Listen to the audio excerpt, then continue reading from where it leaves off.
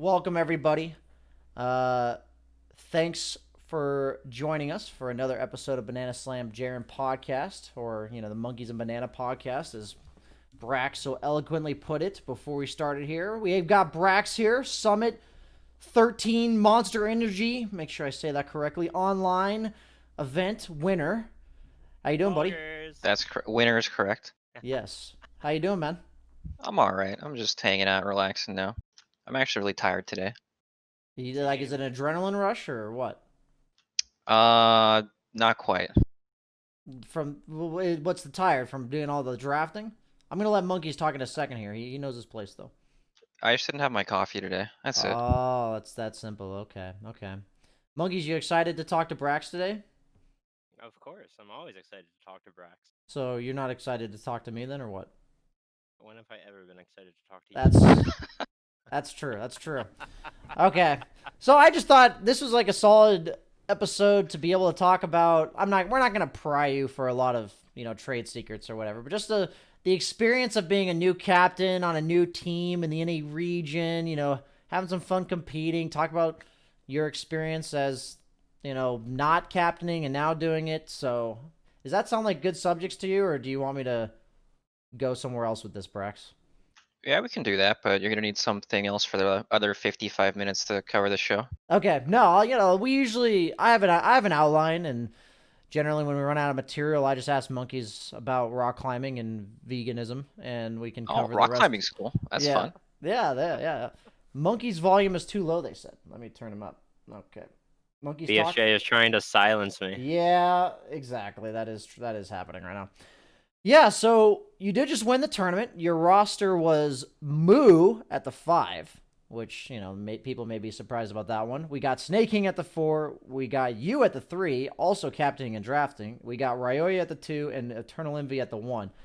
So give people a little bit of background, Brax. How did this team come into fruition? So we actually were playing with 1437 in the previous tournaments at our 5 position, and he's living in the Philippines. So he was playing with terrible packet loss and like 220 ping, and he's playing Europe pubs from the Philippines, so it's even more delay. And that's how he would practice and try to get ready, and he was already on an opposite schedule anyways. But then towards the end of the tournament, he said it was way too hard for him. He finally admitted it. He finally, was able to say, you know what, guys, I just can't do this anymore. And we needed to stand in last minute, and it was our last match of the tournament, and Moo was online, and he was stuck in the cesspool of NA pubs, so we were like, let's save him. Let's see if he wants to play. And he somehow said yes, and he played 5, and he's like, I'm not sure what to do, but I'll figure it out. And that was our only series in that tournament. I think we won 2-0. So we walked into it by complete accident. I feel like a lot of my fails as well as my moments of brilliance have also been me just falling face first, stumbling upon some randomness. So I can identify personally with that. Monkeys, compared to your team fruitions in the past, how does that line up against your experience? I mean, I don't know. I feel like the majority of Dota players who, understand competitive Dota, they'll play whatever role or do whatever they have to do to compete again. I mean, it's kind of Dota is fairly similar between each role in my opinion after like a certain point of skill. So it's like, I don't know, Moo's been competing on pretty high level teams since TI6, so I'm sure he is capable of playing whatever role he wants to, Yeah, so talking about Moo, since you bring up the fact that he kind of just moved positions to join your guys' team a bit here, I gotta ask. So obviously when you're playing a new position, no matter how good the player is, maybe they'll have good game sense, maybe they'll know, what their role in the game is, whatever. But obviously they haven't played a lot of these heroes most of the time. So my question was, I believe it was game 2, maybe game 3. I think game 3 actually of the finals, your best of 5 series that went to the full 5, guys. Great series if you missed it. Very clean Dota across every game. Did you guys choose to retire the Moo Oracle, at least temporarily? Oh, I was actually really hesitant about picking up Oracle to begin with because we played a previous series with Oracle in it, and he actually happened to be Dota Plus level 0. So no Oracle games in pubs. And funny story, my Chen is actually Dota Plus level 0, and I've probably played it like 6 times between scrims and like 3 or 4 times in matches. But I haven't played a Chen pub in like 5 or 6 years or something.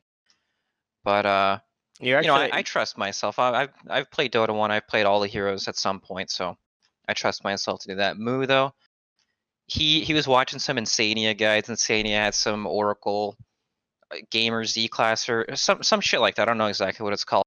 But he looked up an Insania guide real quick right before the game, and he's like, "I got this. I'm ready to go." And maybe he needs another guide or two before he's ready for the next time. Just one or two. It's funny Yeah. because you guys were picking him on dying a lot. You know, a lot of these like up in your face 5-position heroes. And there was one point where you guys were smoked, I think. And the way he, as Oracle, he led the smoke. Oh no, I know and what he you're talking walked about. to high ground. I'm like, I'm pretty sure Moo is cosplaying on dying right now. And he just died like right at the start of the fight. The as worst an part is Oracle. I said, give me the ward. I'm going first. And he was about to do it. Like you can see his hero walking towards you. Then he goes like, never mind. I got it. Don't worry. And he walks up and just dies instantly. that's the worst in Dota when you just like I have that moment of overconfidence of just like, oh yeah, they're not gonna be here, even though we're like 99% sure they're gonna be here. Let's test that. Let's test the waters. Test the theory here. Let's dip our toe and see how it Let's is. make them prove that they're 5-manning on top of that hill right there. But I'll give my initial impressions real quick. Monkeys, did you watch very many of the For Fun or Team Zero games throughout the course of this tournament, or playing against them? What were your impressions? I watched most before the grand finals. I just haven't watched the grand finals yet, but I will be getting around to that either tonight or tomorrow. So what's your like outsider perspective as a obviously another player competing in the same tournament of a roster like this? My main impression was basically just you guys figured out how to. You basically figured out how to death ball and take objectives like super cleanly and like a lot fast. Like you played a lot faster than the majority of other teams in this region, and it actually like at least for us that was like the biggest surprise factor for us because like usually when in the past when we played against various iterations of your team because you've had like what 3 iterations of like a Yeah, similar something like lineup that. list, but like you guys have you guys used to like split the map a lot, and like it seemed like you used to have like different ideas kind of about what to do, but in this tournament, it really seemed like you all just kind of came under one idea and just all did that. Kitty? All Sorry. basically went about the same the same idea of Dota, and like you all executed it very well, and I Yeah. think it showed in your play. That's when you see the Eternal Envy Sven coming mid lane level 7 with his 2 rings of regen, or his Dude, I PL said with that, the- dude. People in the Twitch chat are like, I got a few tweets about it. Like, I was flaming at some of Eternal Envy stuff, and I'm like, guys, even if it's good, like, it has to look crazy. It has to look completely nuts to you. I'm like watching him as a Sven with level 7, no points in Warcry, with treads, I think. I think he just had treads, and he's hitting a mid tower, and he dies, but you guys get the tower. And I'm just like, why is there a Sven hitting the mid tower? It's the psychological battle. When he's there, that's how you know we're committed. We're all in on this tower. You're not gonna want to fight.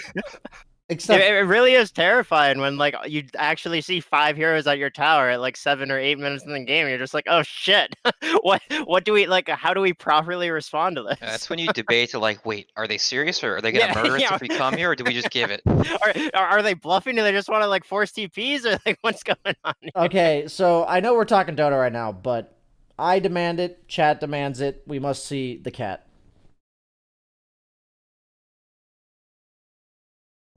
Aww. Oh, a little bit down. Aww. Look up, kitty. Aww. He looks cute. Is it a he or she? Oh. He looks like he's That so. wasn't a terrifying glare at all. Yeah, she looks so happy to be there right now. She looks so happy.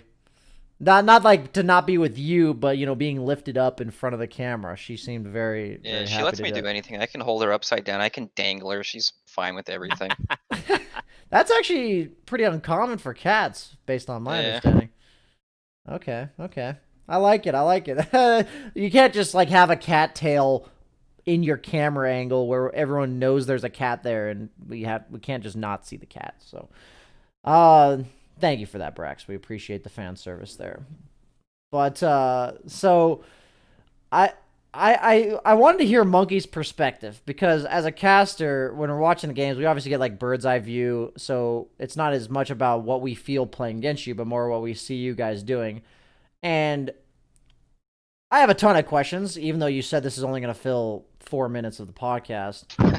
Did you feel like Ryoya has significantly changed his playstyle based on either this team or at least recently overall? Because Wait, that you're was asking my me? impression. Either of you. As a captain Do from Brax's perspective, playing against him. Would you you like want to to go answer? first, monkeys? I don't. Go ahead. Okay. Um, a lot of it, playstyle is weird to say because it's more about like identifying your goals in the early game. And I think most of his priorities weren't very well with how Dota is currently played in the current day and age.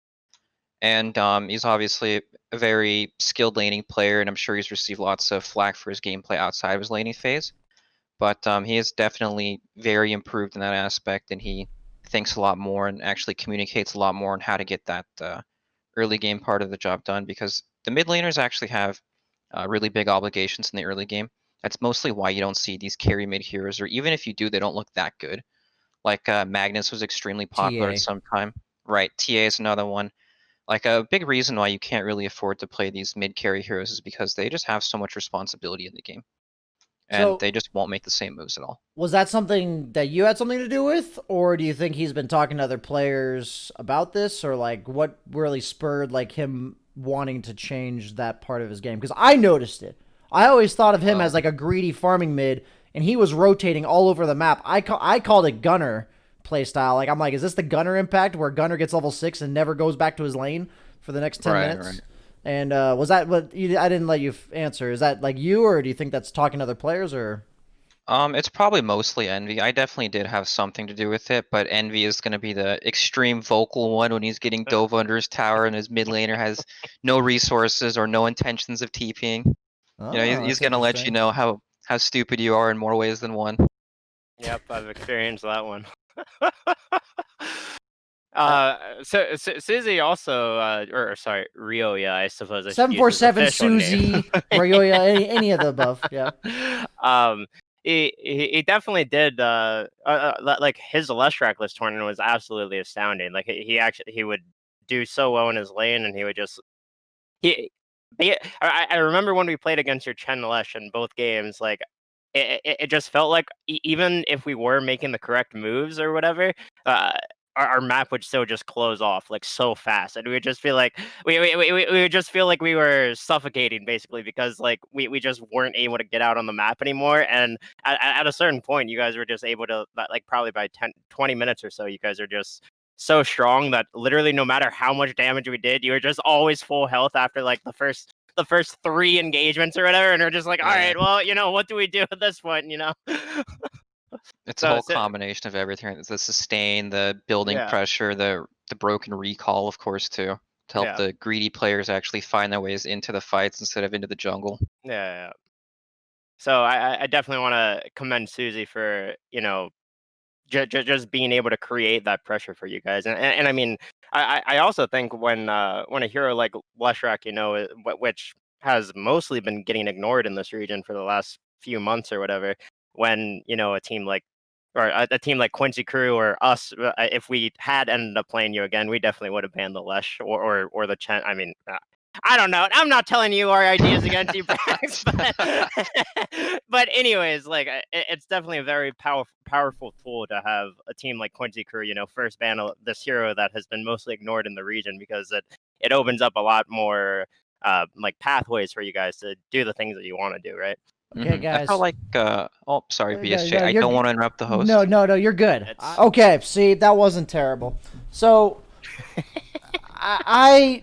I've been in shambles. So just to before we transition, people on YouTube, they're not gonna know what the fuck I'm talking about right now because it's just gonna have skipped that part. Hopefully, where you know, I came back to Arizona trying to get my life together because all my stuff's here, and I got to figure out what I'm doing with all my stuff because I'm currently bouncing between two different places. And that 10 hour of casting a day, I thought I was going to have some time off, okay? And I got back, and I was like, oh, the nice thing about coming back to Arizona as opposed to New York is that I get my own car. And my car battery's dead. So Whoa. Well, so I just don't have a like I have to keep jumping my car and it ain't working. So tomorrow I have to go repair my car and I'm like I just how, need to do basic errands and I can't do them because of my car. So, you know, how it's long like, had it been since you started it up? well, I had told Ricky to please drive it once a week at least. Oh, okay. Oh no, Ricky. Yeah, Ricky's was asleep on the job. So that's just probably your like mistake there. Dota, guys, just like Dota, this is not my fault. Just remember that, okay? Just remember It's that. just another lesson where you can't trust your teammates. Yep, exactly. So I believe Monkeys was talking about Ryoya and how the map was closing off and everything, and then Brax was then going to respond. Oh, I was talking remember. about the strength of how Susie was proving to be a very dominating Leshrac and how it's a powerful tool to let Thank you, Monkeys. or to have good teams like Quincy be first phase banning it Tier when 1 it production was value. typically a fairly irrelevant hero before that. And Yeah. Brax, what I was your elegant response going to be? I was just gonna say I thought that we were like ahead of the meta. Yeah. And Quincy didn't really have a chance to learn and grow because they've won like the last 8 or so, however many online tournaments there've been Yep, except for the 7 or first 8. one, the Zoomers one, right? Yeah. It was like EG, then Zoomers, and then Quincy won everything after that. Yeah. But they really didn't have a chance to grow because when you're that team that has won for so long, like why would you sit and adapt and look at someone else's instead of just keeping true to what has been winning for you the entire time? Yeah. So they're in a really difficult position to actually adapt and grow. And if you actually look at our team's growth in the beginning, like it's completely different. And there's actually like major growth in the middle of the tournament. So that was like our big advantage. Can I just say this is? I hope this doesn't come off as making this about me. That I feel like after a long, Did. yeah. So after a long patch, it is insane to me that the amount of like viable heroes can still shift after like 5 months or something, right? I don't think anyone's really been picking Leshrac or Sand King this entire time. And I think it's coincidence. Maybe I subliminal subconsciously copied you, but I was spamming Leshrac and Sand King in pubs. The Sand King I definitely copied from you, but I was spamming Leshrac offlane. I'm like, wow, this hero feels broken. Like, what the hell? And then I didn't really get to establish that yet in my head. Like, I didn't know why. It was like 3 days prior to the summit. And I come to the summit, and I felt like, I was like, these guys have been still, I was thinking the exact same thing. These guys are still adapting and like they're thinking what's good against the meta because I feel like Lesh is really good against everything that's good right now. Like most of the carries aren't that great against it. The Mars is not that great against it. Like the pace of the game's great for it. And so watching you guys pick these heroes, I was really happy to see that even though it's quote unquote stale, that these are heroes that we haven't really seen at all in like 6 months. Yeah, I think a big reason for that is because there's been no international tournaments, so people don't really get to see what is truly the best. You can't really compare international teams, That's a right? good Of course, point, actually. I didn't think about that. some people are gonna say European Dota is the best. Other people will say C is the best. Other people will say China's the best. Nobody will ever say NA is the best, but that's not really the point here. No, of course not. Of We course. just can't really compare, right? So there's nothing to really base anything off of except our own opinions. And no offense to the viewers, but a lot of people actually cannot differentiate levels of skill. Like if you show someone a 2K team fight, you show someone a 5K team fight, they probably can't tell the difference, honestly. How do you feel about that, chat? They're not gonna like this one bit. They're gonna think they know everything. And don't worry, guys. Some of you guys do know everything, but most of you don't, and that's okay. There's nothing wrong with that. Please type me smiley face if you are one of the people that does know everything. Thank you. As I do understand, Brax, that that is a tough thing to say, like to chap, and it's a tough thing to recognize as well. But it is the case. Like, I think the point about the international tournaments is crazy, though. for whatever reason, is right when you say it, I'm like, that's so fucking obvious. But I never even considered that. Right, what if Team Secret won with Leshrac and Chen every single game? Then this would be meta in every single region, right? It's true. If TI were to be, a week ago or something. But even after TI, a lot of tournaments have their own meta. Like if you've noticed, after every TI, there is a TI meta, and then the following weeks and even sometimes months afterwards will still be evolving, and more counter picks for those current popular heroes will come up. Like that year Team Liquid won the first time, they were the only one picking the green heroes. Necro, Pugna on Matumba Man, especially, and Viper and heroes like that. And afterwards, Necro was the most broken hero in Dota at the time, and nobody except them really knew it at all. And then that's when other counters started coming out. You see Shadow Demon, Oracle, these heroes that are much less popular, but they actually do counter the heroes. So Dota just always goes in this endless cycle where X counters Y and Y counters Z, and you just keep going, and then the numbers get tweaked. But I think it's quite what's interesting, right? That's why we keep playing the game.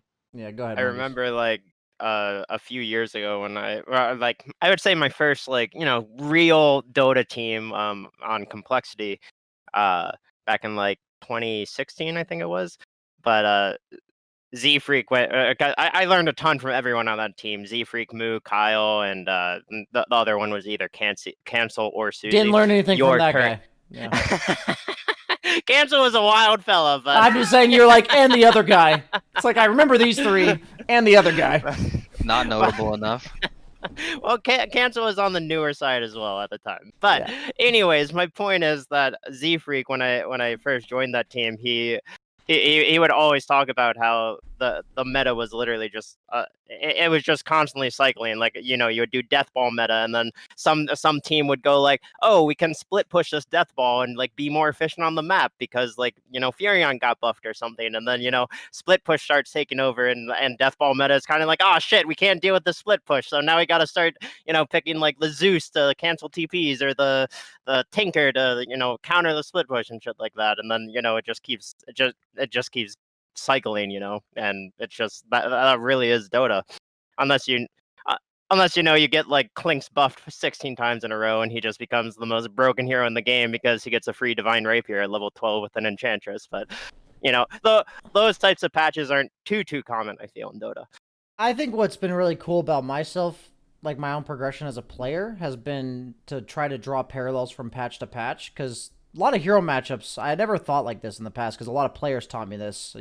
Some people, they're not important enough to remember, but some people that taught me this type of thing, right? Monkey's not important enough to... No, I'm just kidding.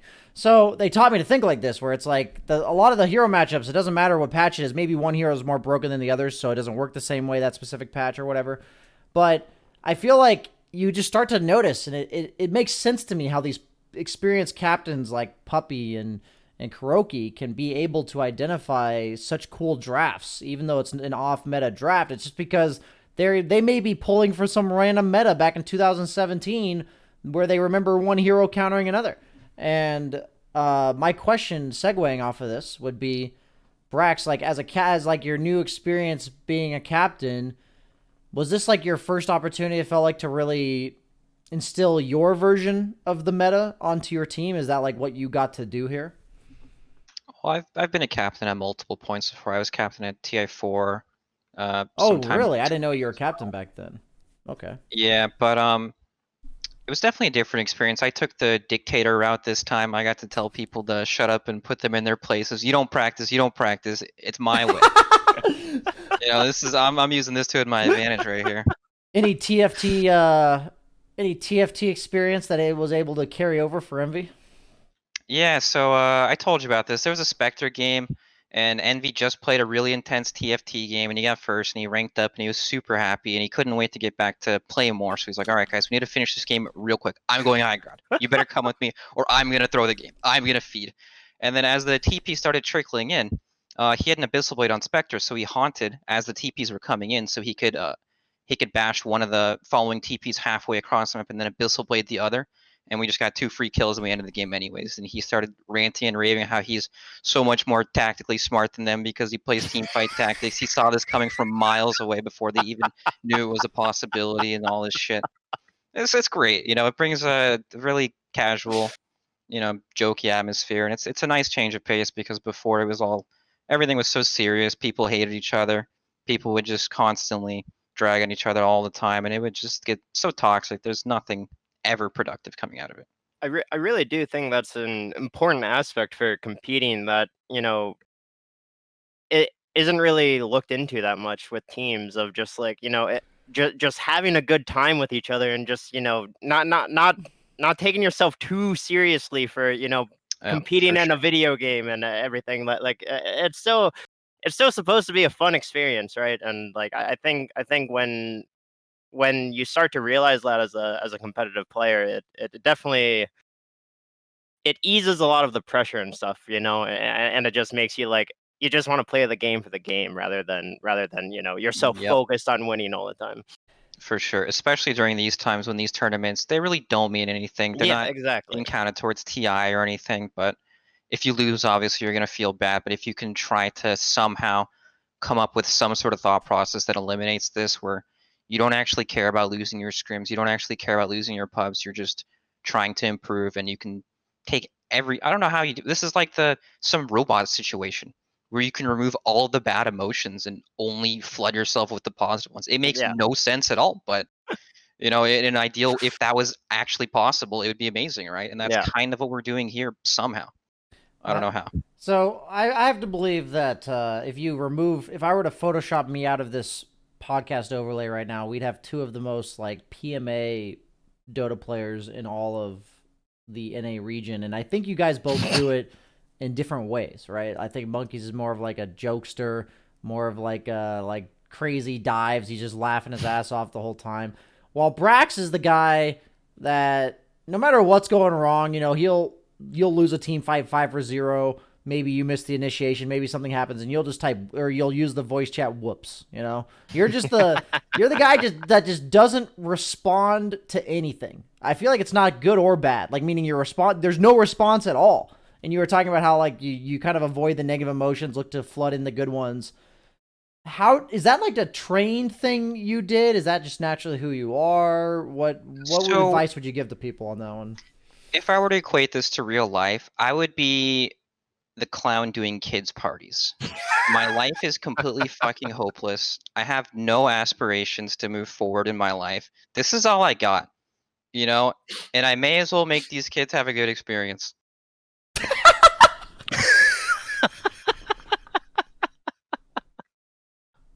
Great, great analogy, Brax. I hope that answered your question.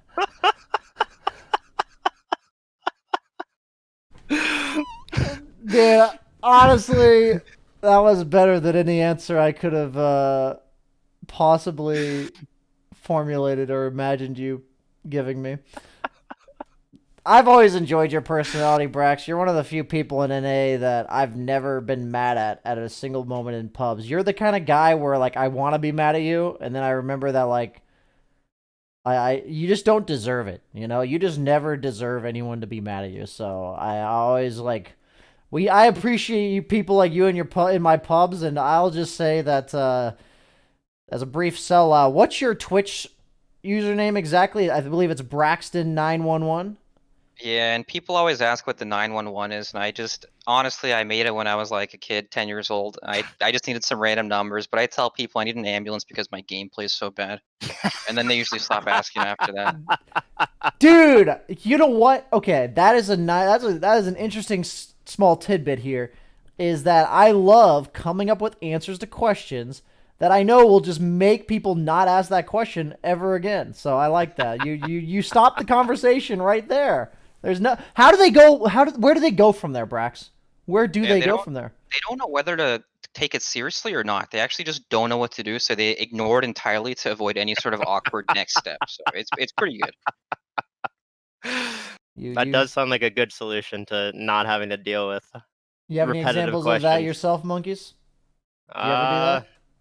No, not really. I mean, at least for my stream, like the frequently asked questions or whatever, I just make a command in my chat that my consistent viewers can just spam or whatever whenever someone asks like, "Whoa, why is your name Monkeys Forever?" And because obviously I get tired of repeating it as Brax said, so I just made a Twitch command so people can hear why I made my name Monkeys Forever. That's when you say whenever they want. random name generator.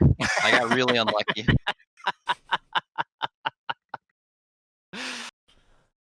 But yeah, that's really my personal solution to dealing with. Yeah, I've done the command sometimes too. I feel like it's hard for me to ever plan ahead the responses, like the type of responses that Brax gives. But whenever I don't have one, that's my default plan is Brax's plan, where I just say something that they can't possibly continue the conversation without being uncomfortable.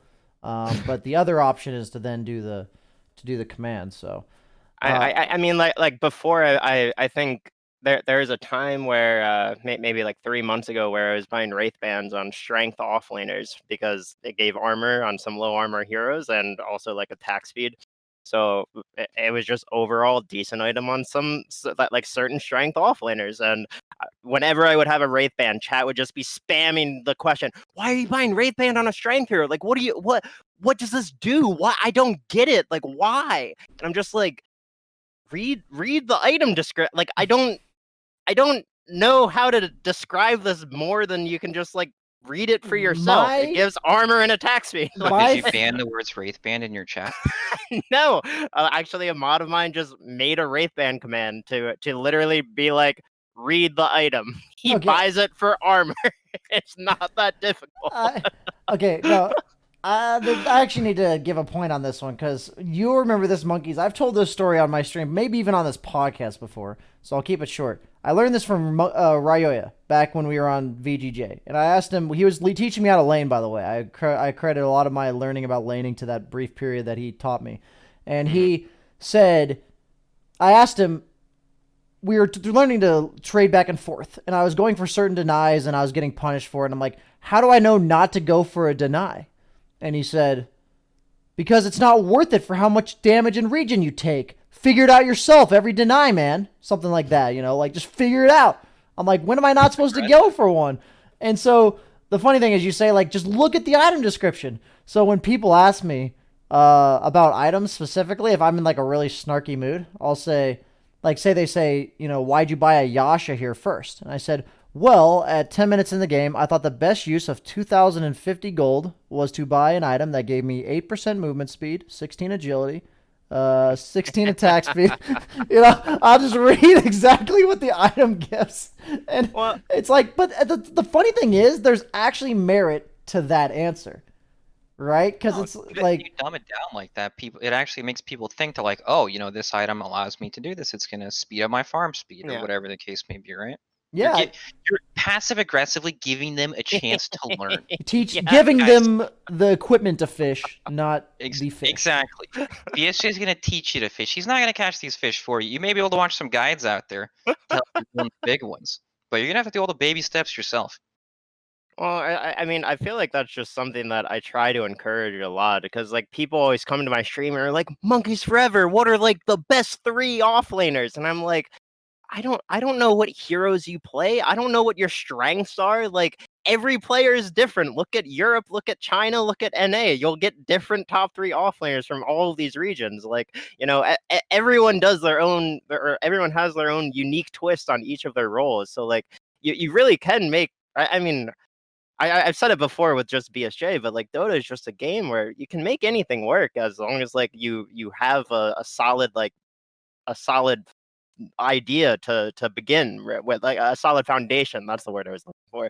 And I don't know. I feel like people really don't give themselves enough credit of just being like, oh, I'm like decent at micro and I play Furion. Maybe I should pick up Beastmaster because I see, a lot of these good offlaners like Mind Control or Lullis or I think you sometimes play Beast, don't you, Brax? Every now and then. Yeah. So, but I mean, like they can definitely see these players who are like, pretty decent at micro and just be like, oh yeah, maybe Beast will be a hero that suits my playstyle because I already can like kind of do micro on Furion, and it's a similar concept to an extent. This actually segues into a very important question I have to ask BSJ. I'm ready. So BSJ, I've played with you at some points, for many years now. Here we go. And I've seen your Lone Druid, and I've seen your Lycan, and I know you tend to shy away from these micro-based heroes.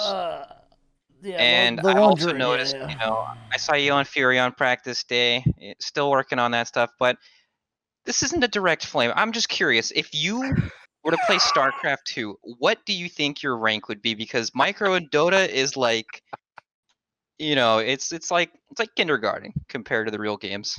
So I can tell you exactly what my rank would be because I did play StarCraft 2. Ooh. Are you asking what my rank would be now or what it was? Oh, what it was is fine. Yeah, I was high platinum. I almost made diamond back in StarCraft. And you can't move a lone druid bear? So I want to talk about this a bit actually, because what I've realized is there's a source behind every problem I've had in Dota. Okay, there's always a source. I'm like, if I could ever trace it back to the source, that's usually when I can figure it out.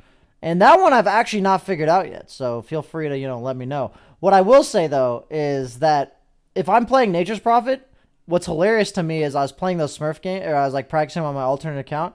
After like 10 games in a row, I feel like I own. But then if I don't play the hero for 3 days, I suck. And I don't know why. I'm like, why is it on these micro heroes that I just have to have played them twice in the last day and I own on them? So it's like if I were to be on a competitive team, I'm like, okay, if Nature's Prophet's a micro hero in this meta, I would literally have to wake up and play a Nature's Prophet game that day to feel comfortable. Because what happens is, it's sad. I actually don't know why this phenomenon occurs, okay? I actually don't know. If you guys have any ideas, please tell me. I'll fail the first 2 minutes, and then I'll start getting these like sick denies and playing the lane perfectly or whatever. But at that point, I'm already down by 7 CS, and I'm like, You just gotta warm up. That's it. yeah, I need to warm up. But like, how often do I have to fucking warm up? So like, the funny thing is you mentioned this, and it's like, I don't know, man. I don't know, and it pisses me off. It pisses me off. So thanks You for could have blamed bringing your hockey setup. You could have blamed lag. Hey, I didn't blame anything. I took full accountability for this one because I know it This is exists. strange. I'm not sure where to go from here. Yeah, this is not You put Brax in an awkward position. Not be ashamed.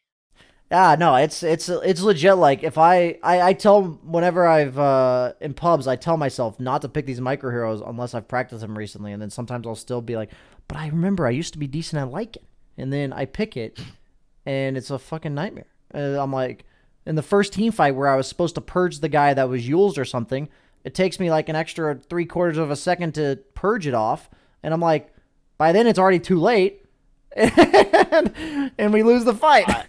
I actually do have a suggestion for you, BSJ. You should try playing like a super micro intensive hero, like Visage or Broodmother or something, and buy like Helm of the Dominator on these heroes, right? Where like Yeah. you have to have like 5 hotkeys for Make like my brain fry, basically. Practice like no. What are you saying? Monkeys is the kind of guy that likes to see the world burn for sure.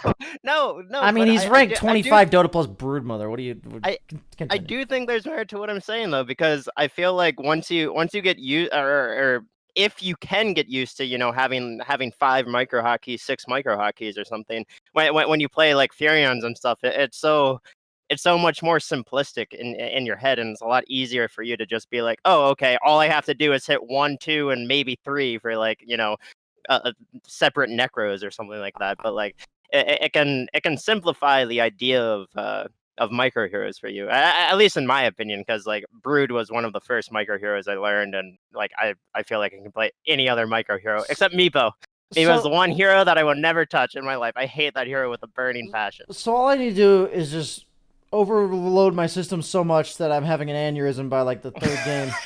So that I can get you. Honestly, it's not bad advice. I've considered stuff like that where like I put myself in such a high stress situation in comparison to what I would average be in at something I'm bad at, and then it does usually end up helping. So that may be something I do when I was basically waiting for Nature's Prophet to be good again, because right now he's like, I feel like he's one of those heroes, him and Beastmaster, where you're either already a very good player at these heroes or it's not the hero for you kind of thing. That's what I've noticed, at least. Like, a lot of teams don't even pick them at all, but then the teams that do pick them a decent amount. Like, Beastmaster was one of the most highly contested offlaners in that finals series, because both you and Laylis I would consider quite Beastmaster specialists. But before I finish that tangent, I will say, for whatever reason, I don't know if you guys have this, feel free to tell me if you do, Lone Druid is one of my 3 or 4 heroes in Dota, not micro-wise, but just whatever it is about the hero, I just don't understand. Oh, I just don't understand. Like I know in general what to expect against him, but like I've tried playing him and it just never works. And it's not like micro based things. Like I'll come out of the laning stage decently or whatever, and then I know I'm like, oh, the bear's supposed to go in, my hero's supposed to be in the back, all this shit in team fights, and it just doesn't. Like 1+1=3, man. I don't know. no, I know exactly what you're talking about, because Moo and Fear both play a shit ton of Lone Druid, and it's honestly a hero with 0 timings. It like doesn't follow any Dota philosophy at all. It's totally game dependent. Sometimes they have a million chain stuns for your bear and it can't attack at all. Sometimes the bear is invincible. Sometimes they don't have damage to kill your main hero and all you have to do is bait, but the hero is really not simple. Like in terms of being able to gauge your power, because you don't really have you don't have spells. You actually have 0 spells on the hero. You're just clicking and hoping for the best. So, And do you think casting that a that's something Savage that Roar happens here on a and lot there. of other heroes, or is it just Lone Druid? Or I think he's one of the very few that have very difficult timings to understand. is there an And it answer to that other probably than just like 400 games of Lone Druid?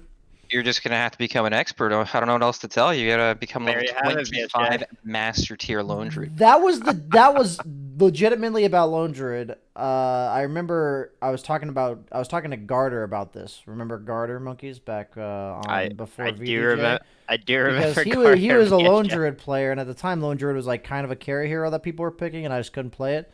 And I was talking about like what I needed to do, and he's like, "Yeah, Lone Druid's just one of those heroes you have to play like 150 games before you're even decent. Like you'll be decent after like 150 games."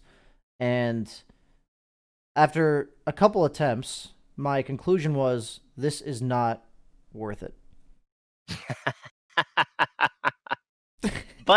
But just think about your hero pool once you do find. But I hate the Arch hero. Monkeys. Like I hate playing it. It isn't like an enjoyable hero to play. I don't know. Like I'm the kind of guy that's like, I got this item. Let's go. Let's run at them. Like I want to be strong on Lone Druid. I think what Brax said is exactly what I would like to say to word it. Is like the hero doesn't have timings. There's no moment where you're like, yeah, I feel much more powerful now than I did a minute ago. I just am constantly slightly more powerful. I think Nature's Prophet's kind of similar, except for like he does have item timings with like BKBs and stuff, but he's kind of the same. And I think I had the same struggle with Enchantress off lane back when she was popular in like January, February. All of these like just chill and wait for things to naturally happen kind of heroes. They were always my weak point, I think. Yeah, I mean, Dota's I don't know. Again, it kind of goes back to what I said. Like, I think it's silly to try to be a master of all heroes or to try to understand all heroes. Like to a certain extent. I mean, obviously, with Lone Druid, you should still understand what the hero's capabilities are in the game. But like, you don't have to teach yourself every hero. You don't have to love every hero. You just kind of have to make each meta work in your own like put your own unique little spin on each meta and just make it yours in one way or another. Do Doesn't you, doesn't have to be too do flashy you or guys have anything. heroes like that you've had to learn that you just loathed? Uh, Mars for me. I don't You don't enjoy like playing Mars at Mars? all. I really don't. I Oh, hate this it. is I hate it so much. I watch Which Brax which play it part all of the it do time. you hate it? Or which part do you hate? Is it the I spear? actually gave it I gave it some thought, and well, it's a combination of spear and bulwark, because basically spear pushes them away from you, right? Just as a concept, and I'm someone who loves hitting heroes and chasing heroes and getting on top of heroes. So like I l- and obviously when you have a blink, like you can use spear as kind of like some pseudo hook or whatever, and spear him back into your team, or do something along those lines. But like but before you have these mobility items on Mars, it feels a lot like you're just kind of like sitting there and like just protecting your team, and like you're just a wall basically. And I like being a zoomer, I like running around, I like burrow striking into the enemy team and outplaying them and like all of this shit. And I just I just don't enjoy Mars's gameplay. I mean, I'll play the hero, don't get me wrong, but like Monkeys, your problem is you just missed the butt spear era of Mars. You would have liked that. I started with the Butt Butt Spear Spear era, and I Mars. actually was like, dude, this is actually cool. And then they took it out, and I was like, fuck this hero, I'm never touching it again. No. And then my team was like, all right, Monkeys, you should play Mars. And I was like, all right, I guess. I'm going to defer the same question to Brax here, but before I mention that, so Brax and I are very on the same page here. Mars, you can blink arena, miss the spear, and sometimes you'll have like all the impact you need in the team fight. So you told me that it's contrary to like the way your mind thinks that you have bulwark to be close to people, and then you have your spear to be away from them. Why not just miss your spears, Monkeys? Oh, I do. Don't worry. So then, what's the problem? Don't worry. I mean, the problem is that I feel like missing an ability shouldn't be a good unit of measurement of why I want to play a hero. It's a challenge, Now you're like, shit, I just missed 8 spears this game. Next game, we need to miss less than 8. It's a win-win situation. You either get to keep them close to you, or you hit the spear. I mean, I suppose, but like, I don't know. It's just, and then there's the whole bulwark aspect of like, you have to pay attention to like what projectiles are going where. Like, there's one game where I had Husky on Phoenix and I'm Mars, and I just like didn't hit bulwark when there's a Terrorblade attacking him, and he's just like after the team fight that we lost, he's just like, Monkeys, what the fuck? Why didn't you hit bulwark? And I'm just like, I don't know, man. I'm sorry. I didn't see it. Like, I don't know. It's just I just don't like the hero. It's just different from how I kind of raised myself as an offlaner. Yeah, like the most wall heroes that I enjoy playing are like the Abaddons or Omni Knights or Underlords, right? Not the Mars. The Mars is just get the Mars out. You gotta have a hero like this, Brad. Yeah. You gotta have one, man. So I actually can play Meepo, but then I changed my hotkeys. I have a set of hotkeys for quick cast and a set of hotkeys for regular cast, and ever since I changed to that, I didn't have enough controllers to play Meepo. I have like 75 Meepo games or something, but I haven't played it in like 7 years, so I guess it's Meepo. There's no like, I don't want to say like normal hero, but like not a Meepo hero. You know what I mean? I mean, I've played all the heroes at some point. In Dota 1, like everyone just randomed. That was just how you played the game. Yeah. You would have Sven and Anti-Mage in the same lane, and I would just be normal. You're not flaming. You're just playing the game. You'd have two mid laners. Anti-Mage is taking some creeps. You're sharing. Sharing is caring. When you play competitive in Dota 1, like your drafter would first pick Shadow Fiend, and then your entire team would type roll 100. And whoever got the highest roll got to play Shadow Fiend for that tournament. Like, that's just how it was. Every team had 5 Shadow Fiend players and 5 Mirana players. And then like 3 Sand King players, 4 Lina players, 2 Leshrac players. That's just how it was. So like, what is your favorite hero then? If you said you don't have like a hero you can't play or don't like playing, what is your favorite like of all time? My favorite is Pangolier, but I don't win with him ever. So I guess it's still Pangolier.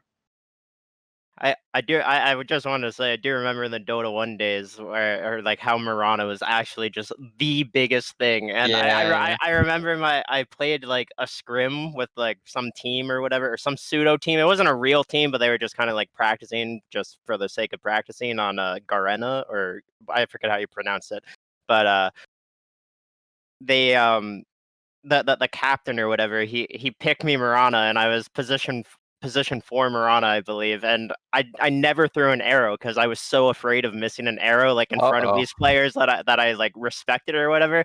And 20 minutes into the game, I'll never forget it. He very calmly just went, Monkeys, you just gotta throw arrows. I don't care if they hit, I don't care if they miss. You just gotta use your ability, man, and just we'll work it out from there. And I'm like, all right, I can do that. And from that point on, whether it's like, Pudge, Mars, Mirana, doesn't matter. I throw skill shots now just for the sake of throwing them, because, you never know what you might catch. Just got to throw it out there. Yeah. So on that topic, is Mars Spear the hardest skill shot to hit? What do you guys think?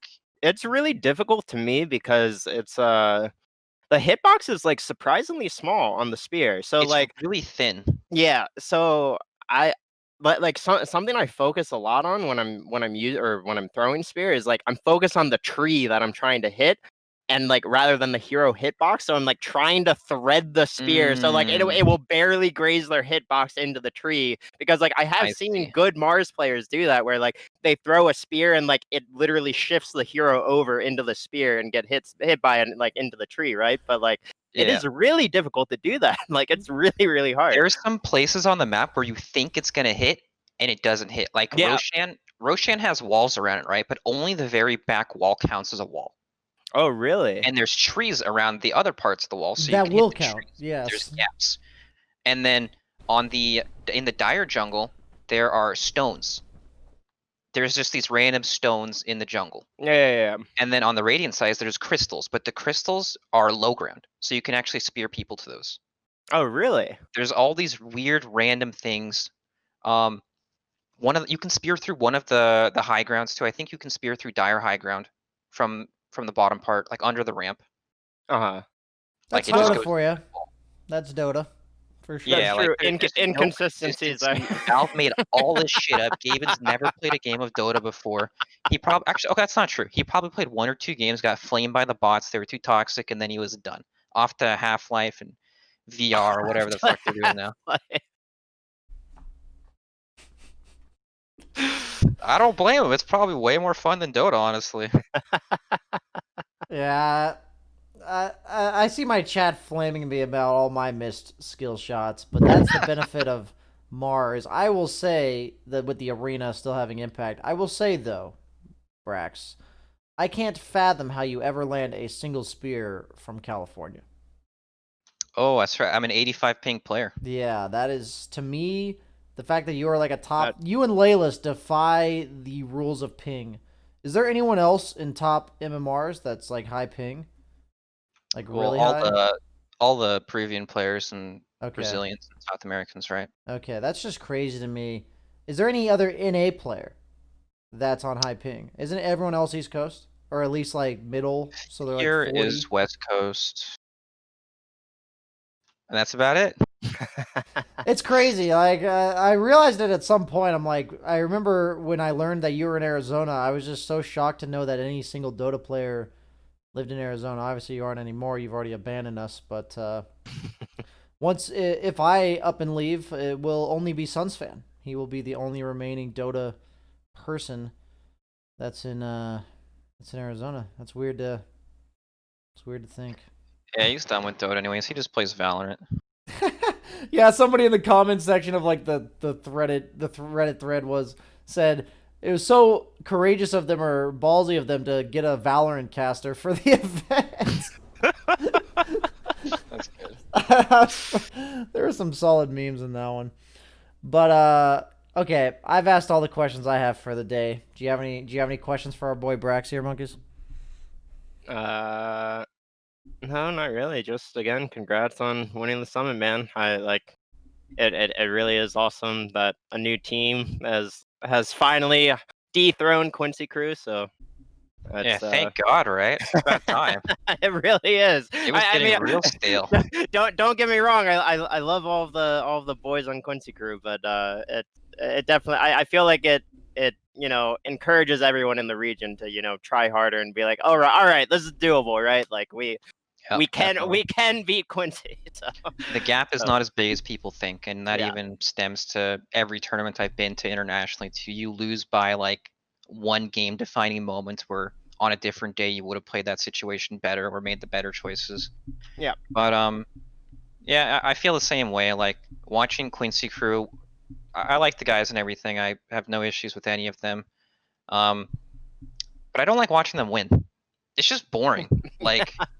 You go into this tournament, you're like, all right, they're gonna win 3-0 or 3-1. Is this gonna be a 2.5-hour series? What's going on here? Like, it's just fucking boring.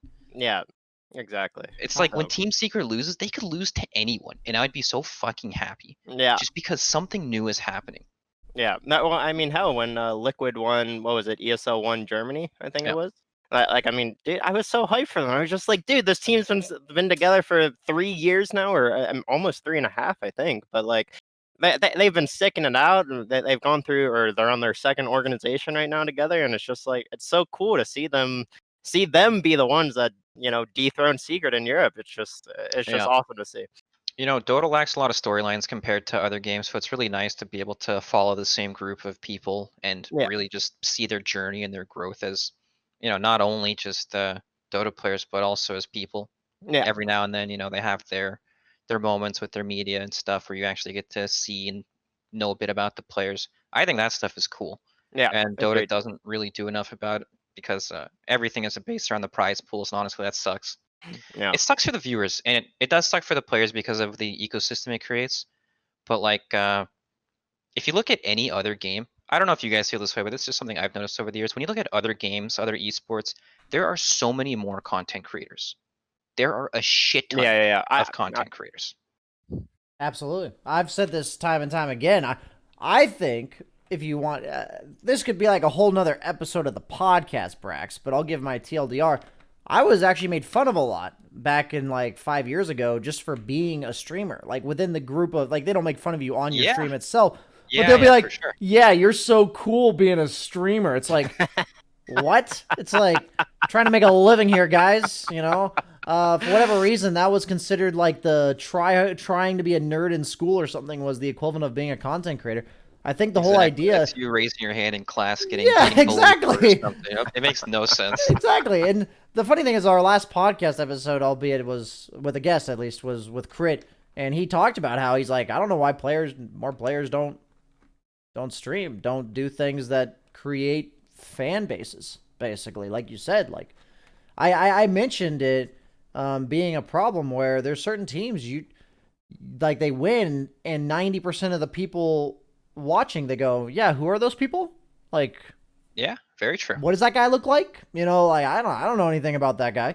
So I think it's really cool that a lot more people, at least in the NA region in the last few years, it's slowly growing. It might be too little too late, but even players like yourself, you've been consistently streaming.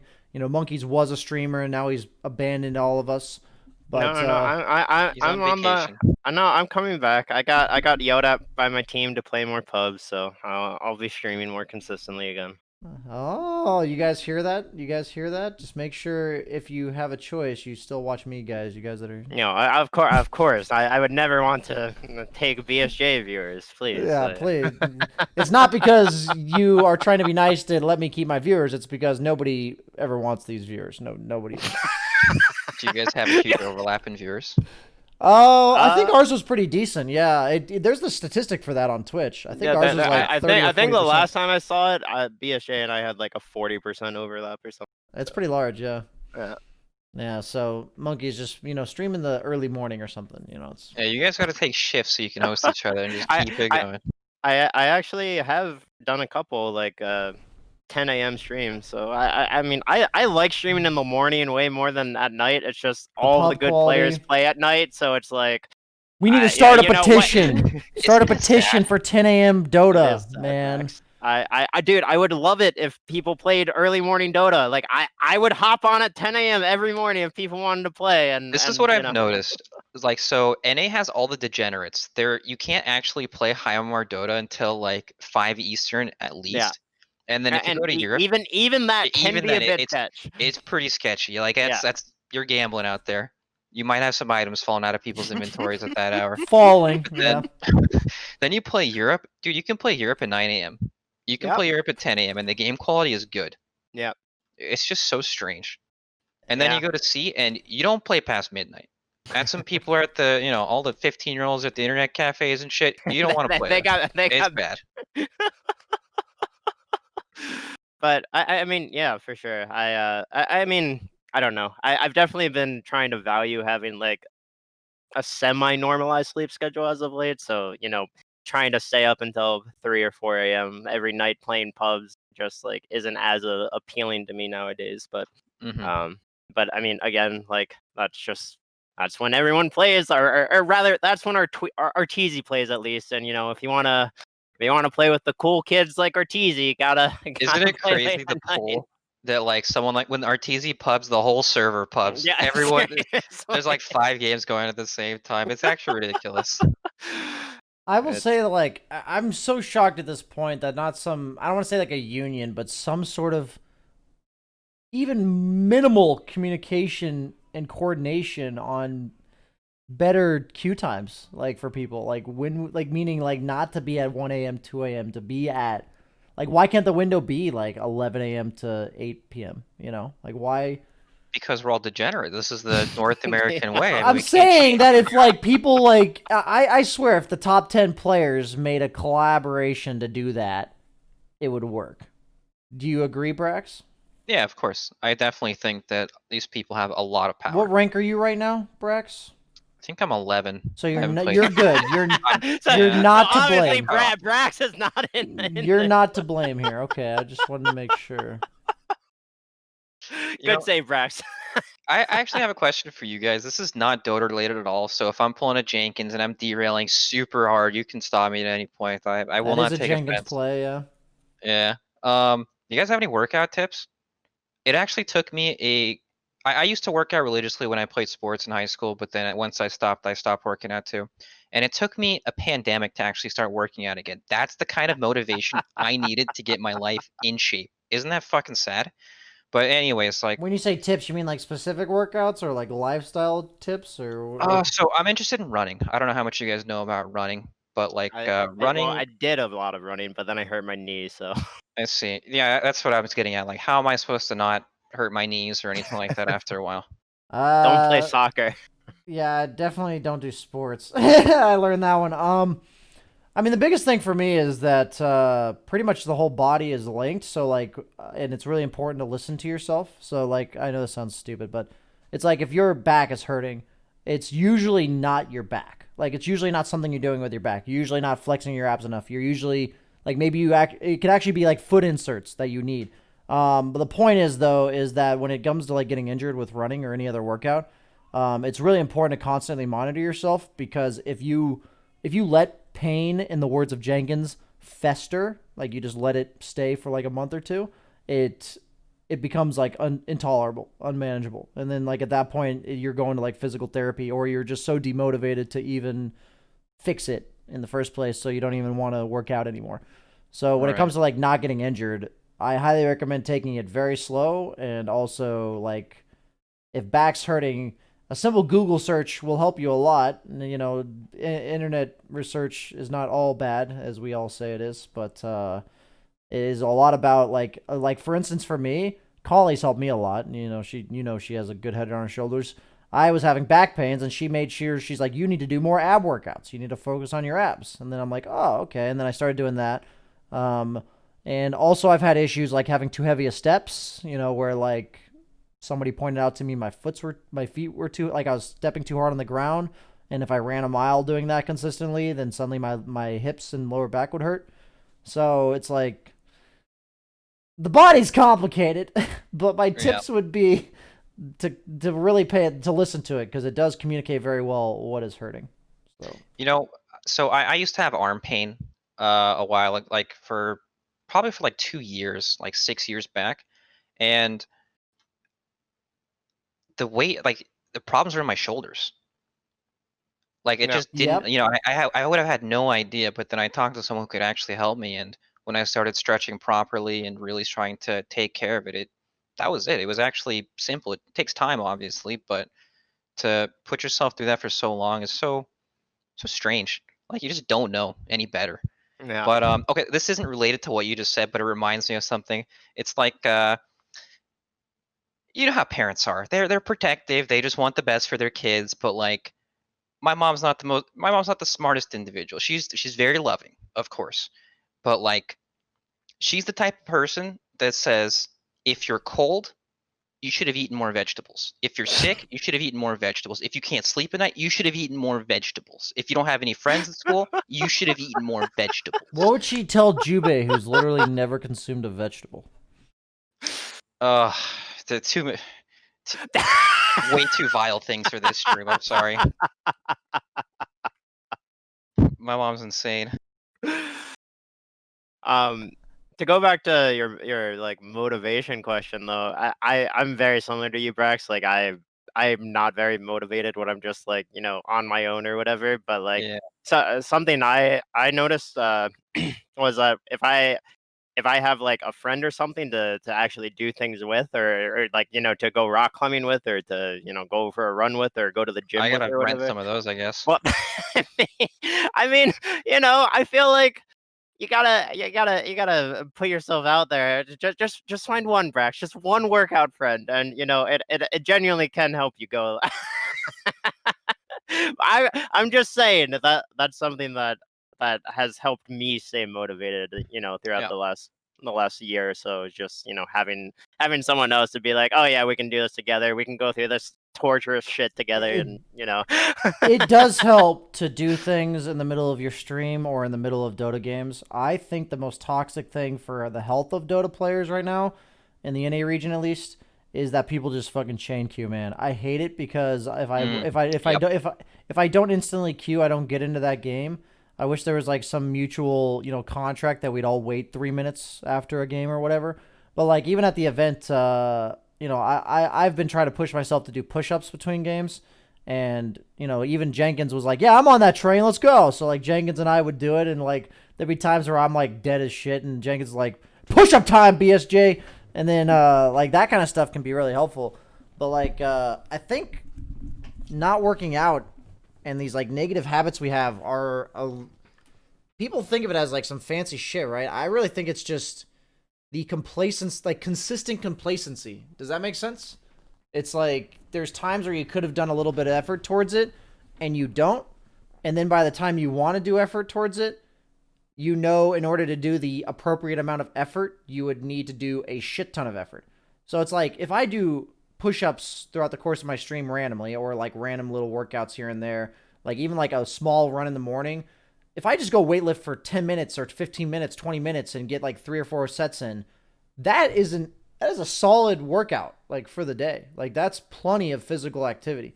So I just want to tell you, like, it's at least for me, when I struggled to get back into shape, it was always because I thought to myself, I have to go to the gym for an hour. I have to go to the gym for an hour and a half.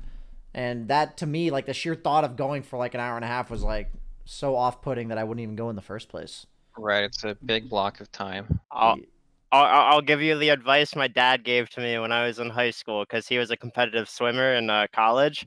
He always told me the hardest part of going to the gym is the 2 minutes it takes you to get into the car, but once you're there, it's done. You've already Right. committed the It's time, totally right? true. Like you just gotta get to the car, and then after that you basically already done the workout, because like you're gonna commit to it once you're already in the car. I never make it there. I end up at Krispy Kreme every time.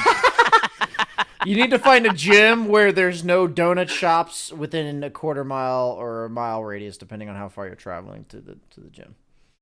That's an important aspect. That's funny as fuck. I do think we should wrap it up, though. Most of the time, we try to keep the episodes like 45 minutes, but this has been a really good conversation, so it's gone over an hour, which is perfectly fine, Brax, even though you said you were worried about derailing us entirely.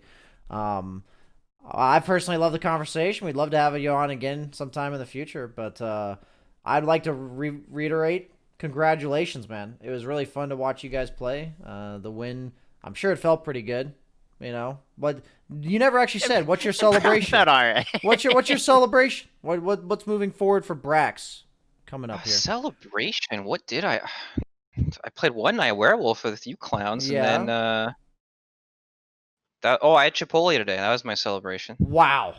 So just another day. Chipotle is great. I haven't had it in like 4 months, but Chipotle is great. I can get behind that. Standard life of a Dota player. That's how we celebrate the closest thing we can get to a LAN win, at least during these times. So From last to first. Well, thanks for coming on, Brax. Always nice to talk congrats, to you, monkeys. Brax. And I'm sure I'll see you guys around. Yep. Thanks for having me, guys. It was fun. Take care. Bye-bye. Have a good night, guys.